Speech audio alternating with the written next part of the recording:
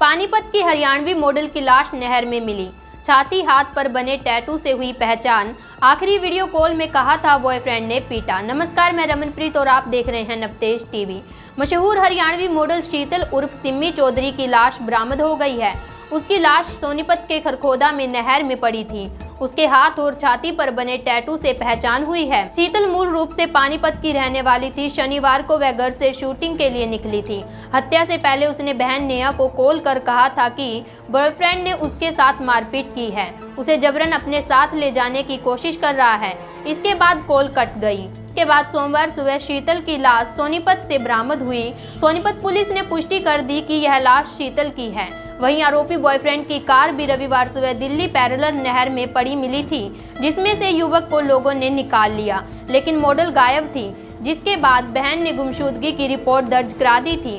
उन्होंने हत्या का शक जताया है। इस बारे में सोनीपत एसपी हेडक्वार्टर अजीत सिंह ने कहा, 66 खरखोदा में नहर में युवती की डेड बॉडी मिली थी, जिसकी पहचान शीतल के रूप में हुई है। पानीपत की उरलाना कला चौकी में गुमशुदगी का मामला दर्ज हुआ था। मामले की जांच की जा रही है। थाना पुलिस को दी शिकायत में मॉडल की बहन नेहा ने बताया, वह मूल रूप से गांव खलीला माजरा की रहने वाली है। हाल में वह सतकरतार कॉलोनी में रहती है। वे 4 बहनें और एक भाई है। बहनों में सबसे छोटी बहन शीतल ही है, जो कि तलाकशुदा है। उसका एक बच्चा है जो कि अपने पिता के साथ ही रहता है। नेहा ने बताया कि शीतल उसके साथ ही रहती थी। वह हरियाणवी एल्बम में बतौर मॉडल का काम करती थी। 14 जून को गांव अहर में शूटिंग के लिए गई थी, जहां से वह वापस नहीं आई। इसके बारे में पता किया, लेकिन उसका कुछ पता नहीं चला। नेहा ने बताया कि करीब 6 माह पहले से ही शीतल शूटिंग करने लगी थी। उसने कई गानों में शूटिंग की है। वह इसराना के रहने वाले सुनील के करनाल के मॉडल टाउन में स्थित होटल सुकून में काम करती थी। इस दौरान उसने शूटिंग भी करनी शुरू की थी। होटल में काम करने के दौरान ही सुनील ने शीतल के साथ दोस्ती की थी। नेहा ने बताया कि इसके बाद सुनील उससे शादी करने की बात कहने लगा।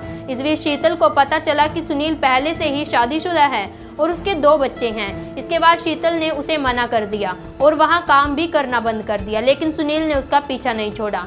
नेहा ने बताया कि 14 जून की रात 1:30 बजे शीतल ने व्हाट्सएप पर वीडियो कॉल के माध्यम से बातचीत की थी। इस दौरान उसने बताया था कि वह काम से निकल रही है और घर आ रही है। सुनील यहां भी पहुंच गया है और उसने उसके साथ मारपीट भी की है।